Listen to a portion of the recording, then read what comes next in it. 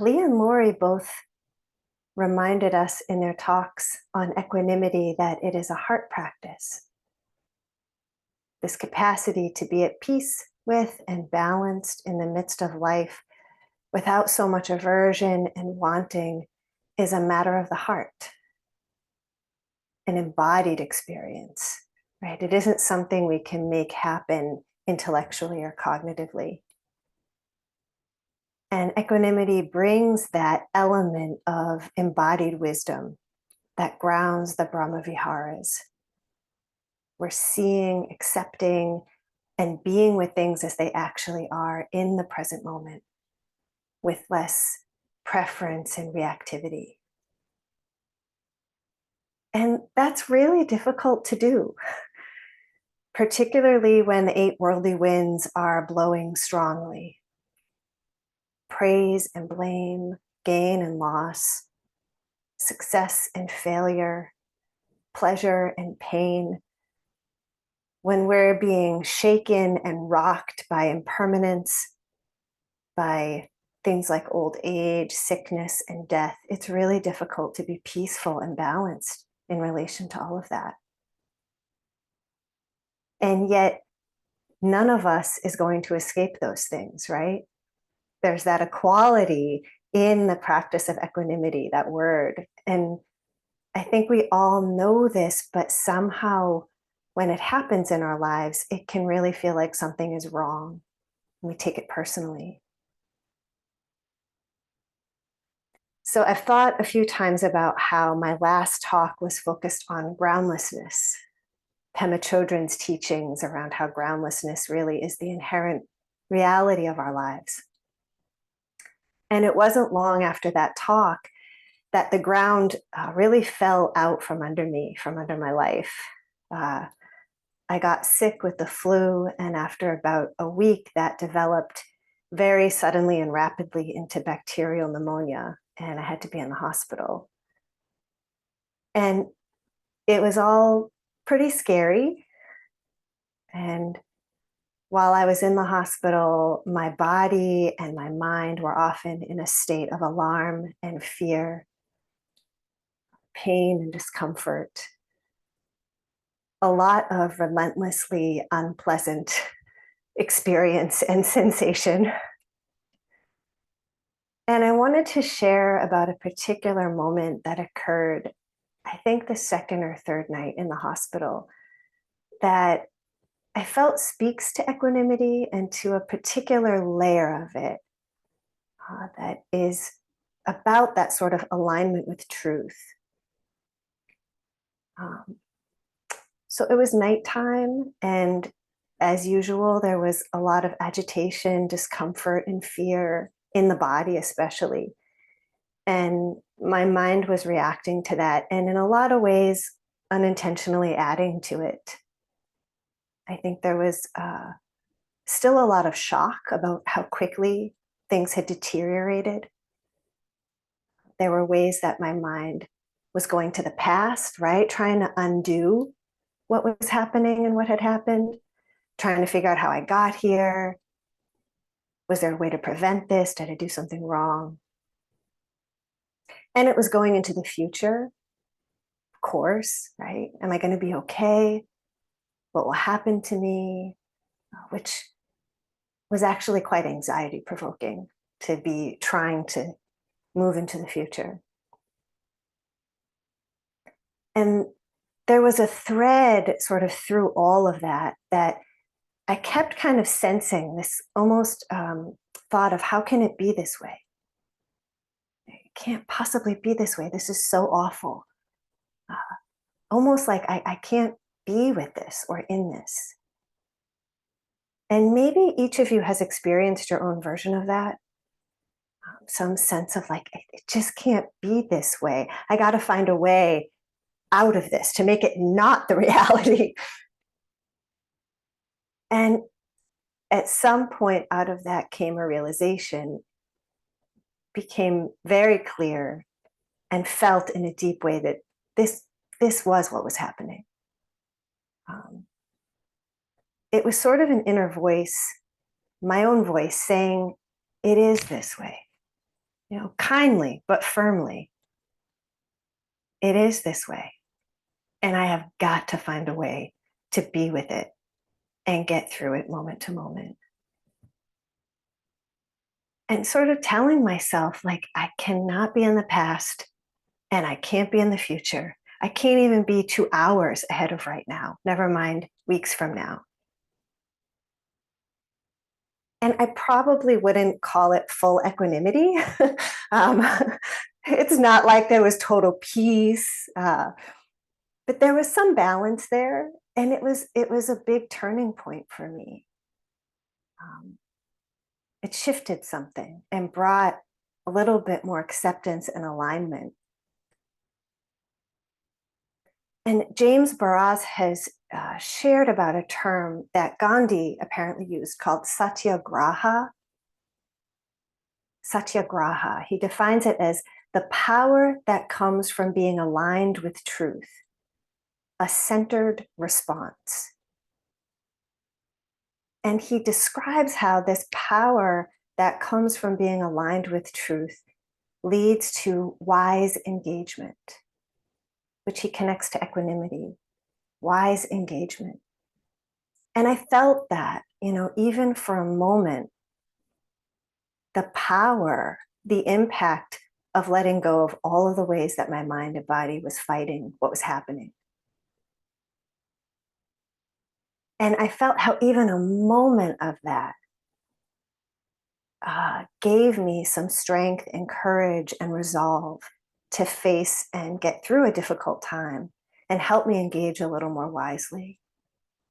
And it reminded me afterwards of something that the meditation teacher Kitty Saro often shares. He studied in Thailand in the 70s and he struggled with multiple illnesses for a lot of that time. And during one of the acute phases, he was in the hospital and his teacher, Achan Chah, came to visit him. And he said, Achan Chah, it shouldn't be this way. It shouldn't be this way. So similar to what I was feeling. And Achan Chah said to him, if it shouldn't be this way, it wouldn't be this way. And I think part of what Achan Chah was saying with kindness and love is don't get caught in that. Don't get caught in it shouldn't be this way, because it is this way. And this practice is about nothing if not recognizing what is here and how things actually are. And Kitty Sorrow has reflected on that and shared that moment a lot, and it came back to me. So a couple of additional thoughts about kind of this moment of realization. It really was, as Lee and Lori said, a very embodied experience. It was one of those moments of kind of knowing a deep truth fully in my mind and heart and bones. And that feeling the truth of how it was didn't mean that I had no preference. I actually still very much wish to be in a different situation. But I knew that that wasn't going to happen. And it didn't make what was unpleasant pleasant. The unpleasant was pretty constant, except my mind heart did quiet and steady a little more and felt a little clearer in relation to all of that unpleasantness. And that was some relief. But I let myself say repeatedly to myself and to others, this is hell. And that was really important, actually, to recognize this is unpleasant. Sometimes I think the near enemy with equanimity, we can, oh, someone said audio has stopped. Can you hear me? You got me? Okay. Yeah, just saying sometimes the near enemy with equanimity can be this sort of faking that everything's okay, or we can pretend that things aren't difficult, right? I'm fine. And it was really important for me to say to myself and others, this is awful. And there's nothing I can do to make it otherwise. except find a way to be with it as it comes and goes in each moment. And sort of that surrender, right? That letting go of trying to control what we can't control. And that shift also didn't mean that I dove deeply into the unpleasantness of it. I didn't dive deep into the fear that was there, or the grief that was there, or the discomfort in the body. I had absolutely no capacity to do any of that. I could recognize it and say, I see you, I'm not denying you. I'm here with this, but I cannot get close or else I'm going to drown. And that too felt, in retrospect, in moments when it was there, a little bit like wise engagement. And in this practice here that we engage in daily together, this is how we learn to have any possibility of accessing the qualities of equanimity in our lives when the ground does get rocked and when the worldly winds hit. And in this practice, right, we work with what's easier on the cushion. We learn to ride those smaller waves and to hold them and learn from them and notice the wobble, as Susan says. And also, I've been thinking about how we're meant to see that the winds themselves, the waves themselves, actually don't matter. They don't define us. They're not controllable. They're constantly shifting. So getting attached to and identified with them actually makes little sense. And that's that sort of wisdom element of equanimity or wise engagement. But my guess is we forget that when we're practicing and in our lives, that it actually doesn't matter what's arising and passing. It's our relationship to it. But we can get caught even on the cushion, sleepiness, distraction, or pain arises, and we can have that same sense of it shouldn't be this way. This shouldn't be here. I shouldn't be this way. I should be able to control this. Or we take personally what's here, what's happening. And in doing that, we miss that opportunity, right? To engage with what is here as wisely as possible, pleasant, unpleasant, or neutral. And so, again, I don't want to act like I am in some constant state of equanimity, but I will say that since that experience, when I've been practicing and my mind and heart and body sort of flies away from what is here, I have been a little bit more able to notice the felt sense of that and come back, even just for a millionth of a second. And I wanted to end with a quote by Kitty Sorrow. He says, "My illness taught me how to die. In other words, how to surrender to what I couldn't change and how to make peace with the painful and confused states of body and mind that I encountered. My capacity for patience deepened. And in moments when I wasn't feeling sorry for myself or wishing my life were otherwise, I discovered that there is a deep part of ourselves that is never sick, that never dies. That unyielding illness, which refused to follow my orders, brought me to a place where I lost everything I thought I was. Then I found what remains, which no one can take away." So, thank you. Thanks for your attention. And let's really gently and intentionally shift to formal practice. Maybe really letting all the words fall away. Just to bring your attention back to yourself,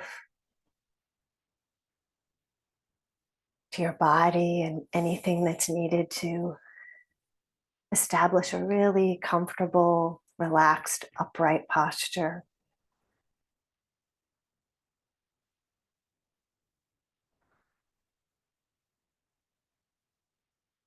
allowing the breath to support that, maybe a couple of deeper than usual in breaths and out breaths.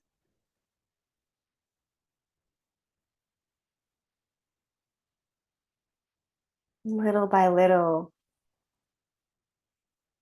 inviting yourself and your attention to connect with the body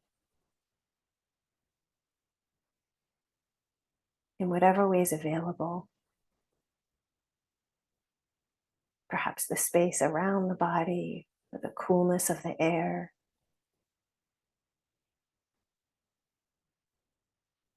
Maybe the crown of the head gently lifting and lengthening the spine. Bottoms of the feet.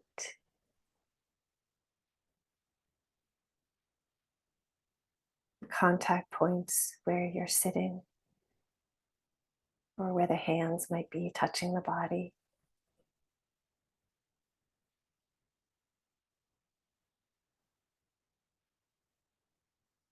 And the movement at the abdomen, the ribs expanding and contracting.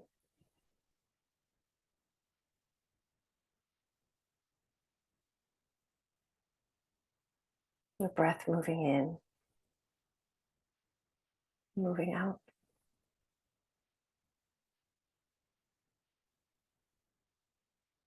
Just having that support the process of landing here, of slowing down.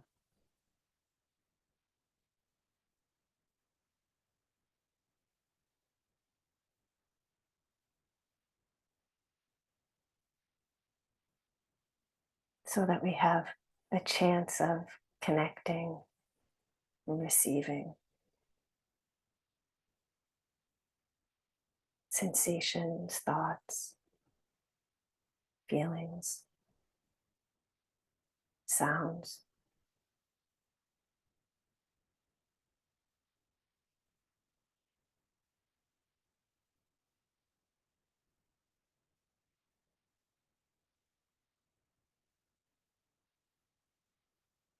As much as possible, encouraging yourself to continue to arrive, to come back, to notice when we try to escape what's here, or we get caught just in general habits of mind that keep us from connecting.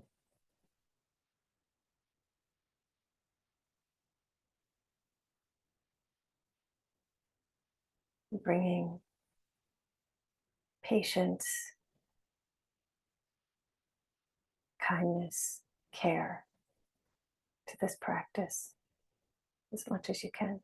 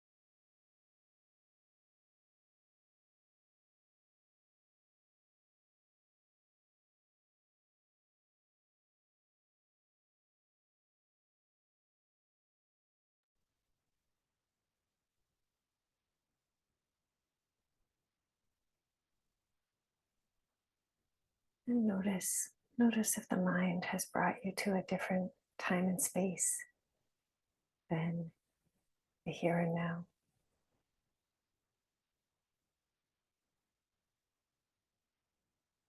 Sometimes just noticing that can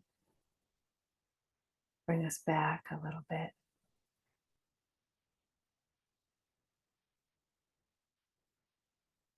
Or we can warmly invite ourselves back.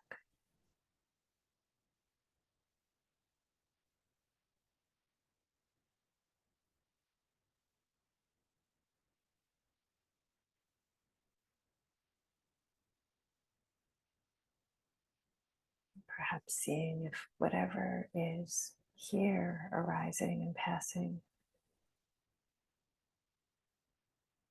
we can remember that we don't have to control it, change it.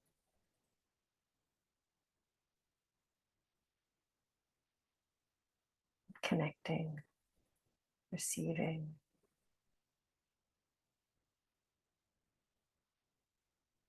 abiding with as much as possible.